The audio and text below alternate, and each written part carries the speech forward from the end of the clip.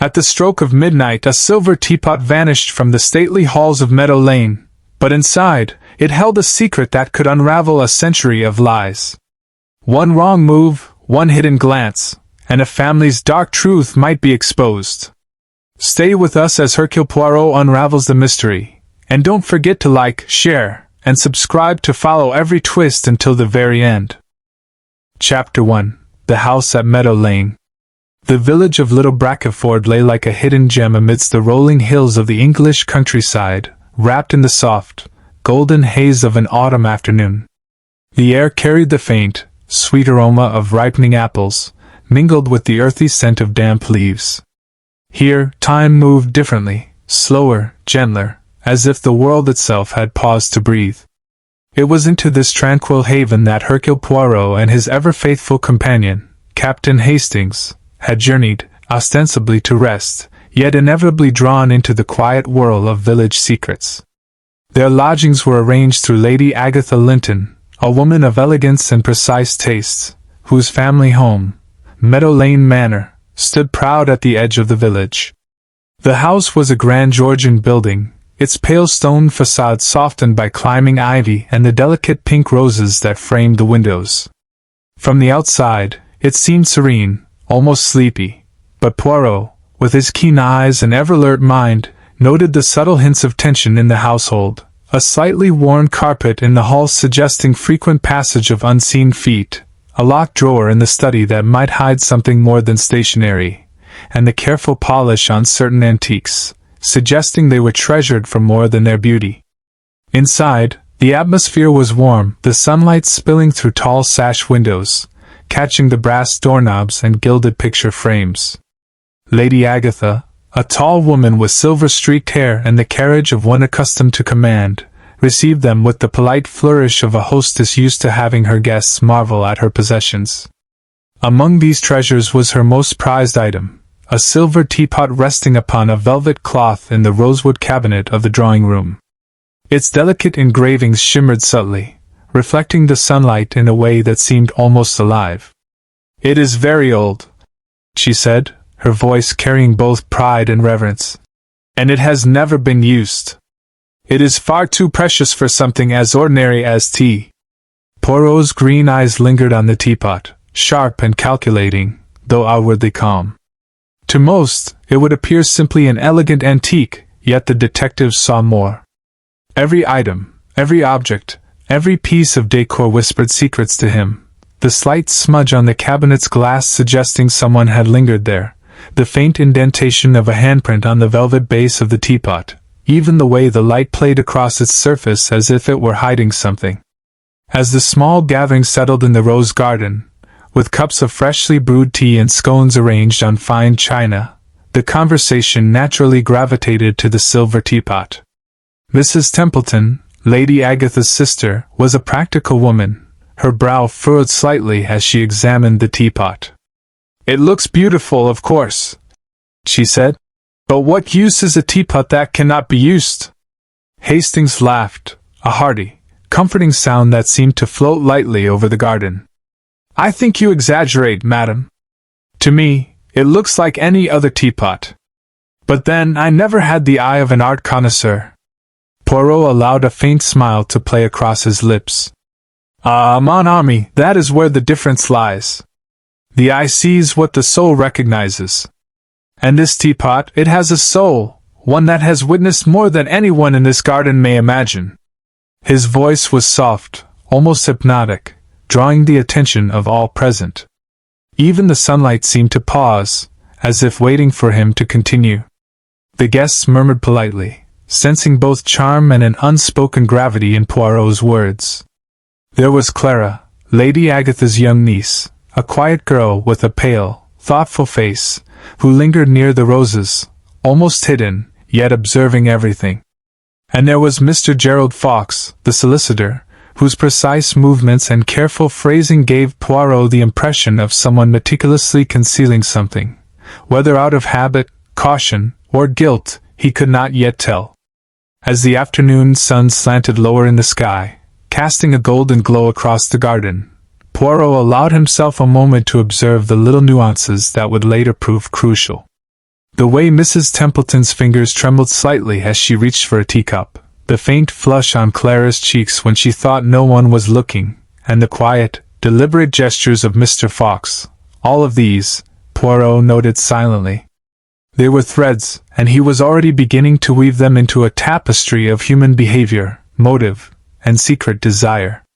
And yet, despite the tranquility, there was a subtle tension beneath the surface, like a gentle hum vibrating in the air, soft, unassuming, but undeniably present. Something about the silver teapot called to Poirot's instinct, whispering that it was no mere ornament. In his mind, the gears began to turn quietly, forming patterns invisible to the ordinary eye. The afternoon faded into the gentle dusk, the roses deepening to crimson shadows, and Poirot, with his little gray cells already working, knew that the calm of Meadow Lane was fragile. It was, after all, the kind of calm that always hides a storm. Chapter 2: The Theft in the Night. The night fell gently over Meadow Lane, wrapping the manor in a soft cloak of darkness. The wind whispered through the tall elms at the edge of the garden, rustling leaves like quiet applause.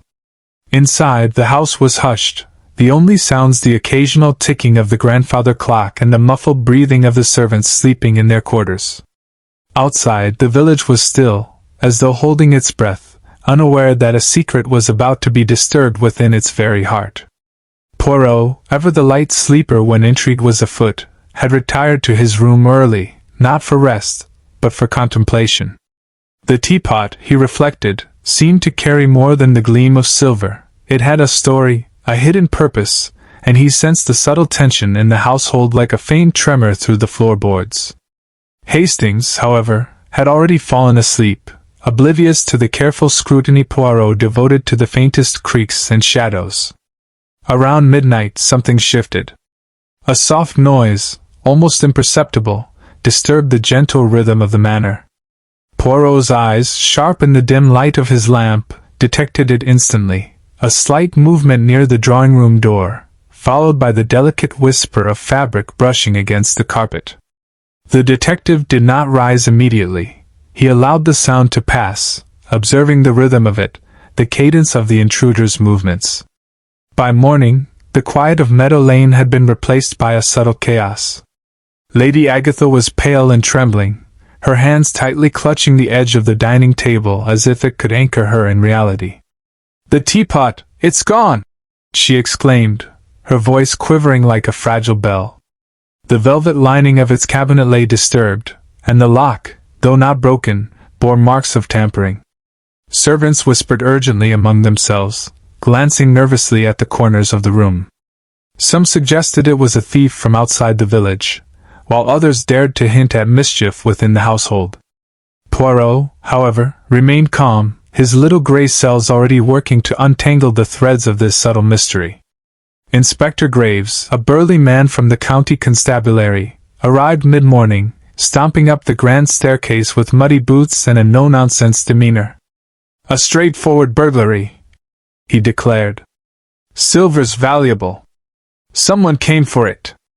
We'll catch them at a pawnbroker's window, mark my words."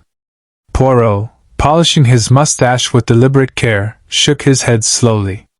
"Ah, no, Inspector. You are mistaken. Observe carefully, nothing else has been taken. No coins, no jewels, no candlesticks. Only the teapot. Does that not strike you as unusual?" The inspector frowned, glancing at the gleaming cabinet. Maybe they had a plan. Maybe they saw something in the silver that tempted them. "Perhaps," Poirot murmured. "But I think rather they sought something hidden within. Something that this silver teapot alone could conceal." His voice was calm, yet beneath it hummed a quiet intensity. Every word, every pause seemed to make the room smaller, the air denser, the secret heavier. Poirot began his careful interviews of the household, as was his custom, each question a probe into motive and opportunity. He watched Mrs. Templeton as she spoke, noting how her gaze flicked to her sister, and how her hands trembled ever so slightly when she reached for her teacup. Mr. Fox, the solicitor, answered with a precise, measured tone that seemed rehearsed. His calmness, Poirot knew, often concealed more than it revealed. Clara, young and timid, seemed near tears at the thought that a treasured item had been stolen under her aunt's roof. Yet Poirot observed a peculiar glint of curiosity in her eyes, as if the theft had awakened something else, something she wished she could uncover herself. By the afternoon, Poirot had little more than impressions, fragments of behavior, and shadows of possible motives. But already he could see the pattern forming. The theft was not about greed. It was about secrecy, knowledge, and the quiet power of hidden truths. That evening, as the sun dipped behind the hills, casting the manor in a soft, amber glow, Poirot spoke quietly to Hastings. "Hastings, my friend, the Silver Teapot is not a trinket. It is a vessel of history, of hidden truths. Someone feared it, or what it contains. And when one fears, one acts. That is when mischief finds its way into a tranquil house." Hastings, exhausted and uneasy, could only nod. Yet even he felt the tension that lingered in the air, a quiet, unsettling knowledge that the calm of Meadow Lane had been shattered, and that secrets, long hidden and long trusted, were about to rise into the light. Outside, the elms whispered again. The mist began to creep across the gardens, curling around hedges and roses as if trying to hide the events of the night. Inside, the household waited, anxious, unaware that the first piece of a subtle, intricate puzzle had already been placed, and that Hercule Poirot, ever watchful, had seen its outline forming in the shadows. Chapter 3. The Letter in the Library. The following morning dawned over Meadow Lane with a soft, pearly light, spilling gently across the dew-specked lawns and illuminating the rose bushes with a delicate shimmer. The previous night's tension had not dissipated. Rather, it had settled quietly into the corners of the house, like a soft shadow, barely noticed but undeniably present. Even the servants moved more cautiously, their whispers subdued as though they feared disturbing invisible ears. Poirot, always alert, arose early. His little grey cells were already whirring, assembling patterns from the fragments of the previous day, the careful tampering of the cabinet, the peculiar behavior of each guest, and the strange focus on the teapot itself. Hastings, ever faithful, wandered into the room rubbing his eyes, still half asleep, and marveled at Poirot's serene composure. "You never sleep, do you, Poirot?" he muttered. Poirot smiled faintly, adjusting his waistcoat. "Sleep is for those whose little grey cells are at rest, Hastings. Mine are never at rest when mystery stirs." Permission was granted to inspect the library, and Poirot walked with deliberate grace, his footsteps silent upon the worn carpet. The room was a sanctuary of polished wood, leather-bound books, and the faint scent of ink and aged paper. Light streamed through tall windows, falling upon a large writing desk in the center. Its drawers were all locked, or so it seemed, but Poirot's discerning eye noted the subtle scratches near the lock, faint marks that suggested repeated attention. After a moment's quiet contemplation, Poirot opened the desk with a skillful twist of his tools, his movements precise, elegant, and entirely calm. Inside, nestled amidst neatly arranged papers, lay a small envelope, yellowed and delicate with age. He lifted it carefully, sensing the weight not just of the paper, but of the words it contained. The envelope contained a single folded letter, the handwriting elegant yet slightly tremulous. "My dearest, if ever the truth should come to light, know that the teapot bears witness to our sin and salvation both. Destroy it, or all will be lost. See." Poirot read it slowly, letting each word sink into the recesses of his mind. Then he read it again. A smile, faint and knowing, curved his lips. "Ah, Hastings," he said softly, "you see, it is not merely silver we seek. The teapot is a vessel of secrets. Someone feared discovery, feared that the hidden truth it contains might be revealed." Hastings frowned. "A letter?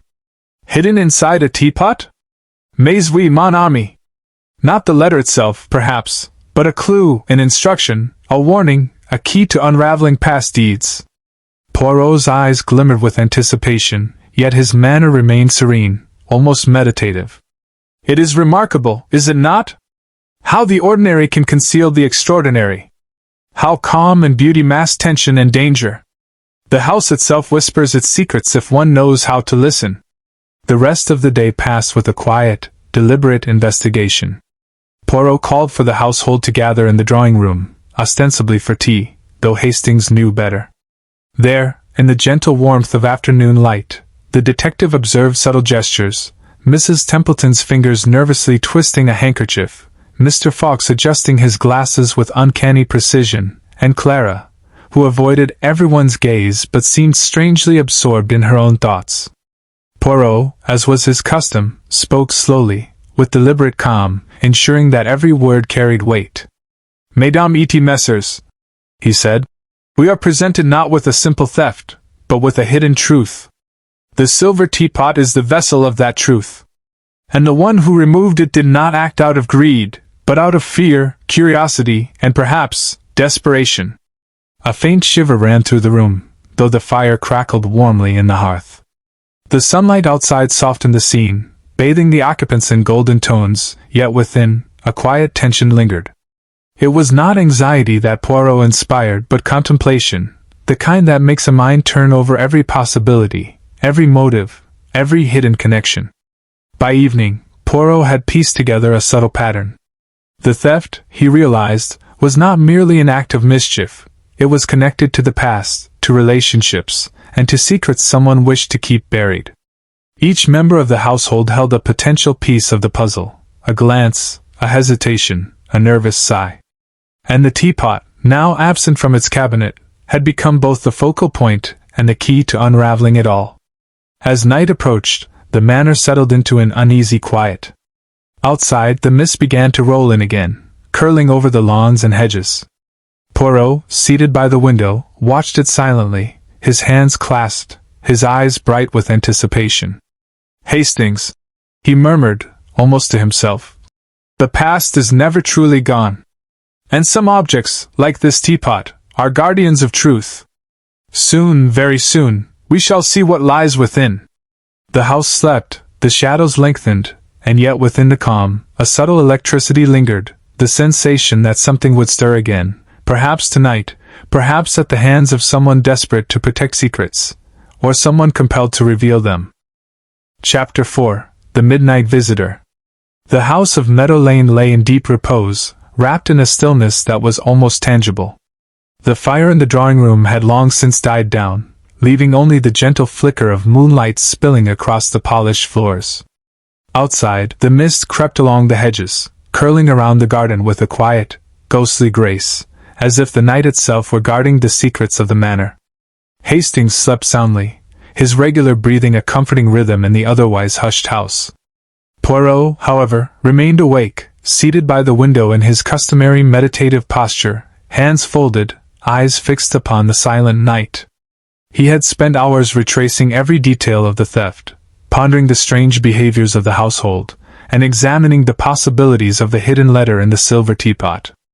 Every subtle glance, every hesitated word, every nervous movement during the day now returned to him with quiet insistence, like pieces of a puzzle gently nudging him toward understanding. It was just past midnight when Poirot first sensed it, a sound so faint that only a trained ear would notice it. A soft footfall, deliberate and cautious, moving along the corridor outside his room. He did not rise immediately. No, he allowed the intruder to come closer, observing the rhythm of the movement. Each step was careful, precise, yet carried an undercurrent of urgency, as though the person feared both discovery and something unseen. A shadow appeared under the doorway. Poirot's calm green eyes glimmered in the dim light as he leaned forward, his posture serene, his mind alert. The figure hesitated, trembling slightly, before stepping fully into the room. It was Clara, Lady Agatha's young niece, her hands clasping something wrapped in dark velvet, her face pale and anxious. "Poirot," she whispered, her voice quivering with a mixture of fear and resolve. "I cannot keep it hidden any longer." From the folds of velvet she produced the silver teapot. Its delicate engravings gleamed dimly in the pale moonlight. Poirot rose slowly, his movement unhurried yet filled with authority. "Mademoiselle, I suspected your involvement," he said gently, his voice soothing, yet carrying a quiet firmness. "But tell me everything." There is no need for fear in truth, only clarity. Clara's hands shook as she spoke. I took it, but not for myself. I found a letter inside the teapot, one written by my late father. It spoke of wrongs done by Lady Agatha's husband to our family, deeds concealed, and a warning that the proof was hidden in this very teapot. I only wanted to understand, to know the truth of my family. I never meant to steal, only to see what was hidden. Poirot nodded slowly, listening with that serene intensity that calmed yet probed.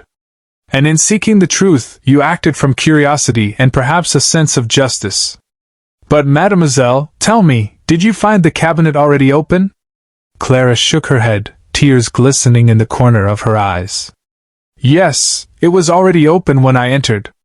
I do not know who else may have touched it before me. Poirot's eyes narrowed slightly, though his expression remained composed. Then, my dear, there is yet another player in this quiet drama. Someone else sought this secret before you, and perhaps for different reasons entirely. He carefully examined the teapot, turning it in the moonlight. Beneath its base plate, he discovered a folded parchment, hidden with such ingenuity that only a sharp eye could detect it.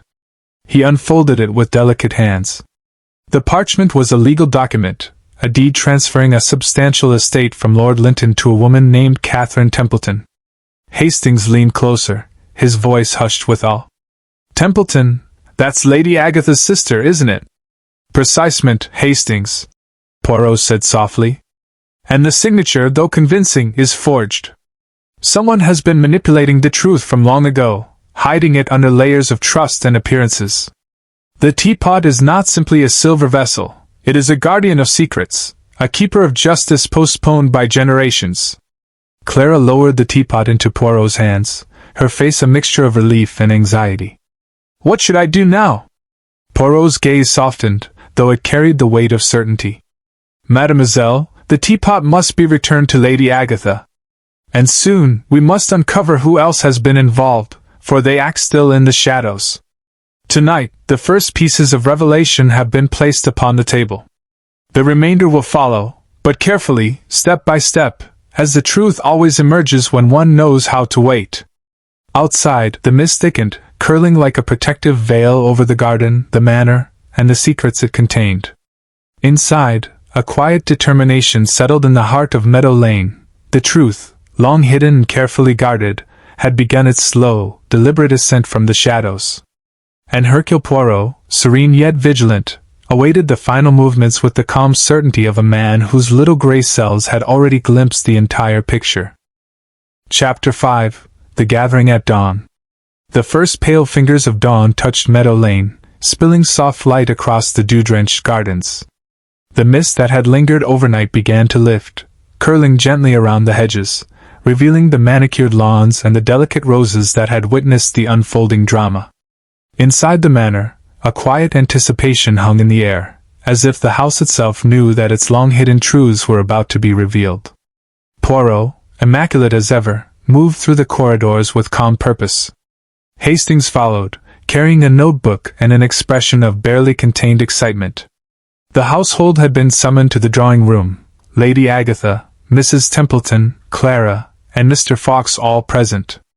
Even the servants lingered at the edges, sensing that something extraordinary was about to occur. Poirot allowed a few moments for everyone to settle. Then, in his measured, deliberate voice, he began.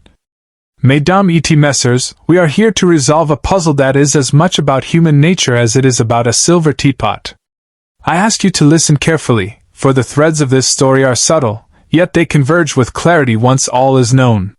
He gestured toward the teapot, which had been placed in the center of the table. Its polished surface caught the soft morning light, revealing once more its intricate engravings.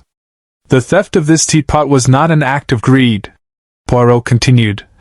Nor was it a random intrusion.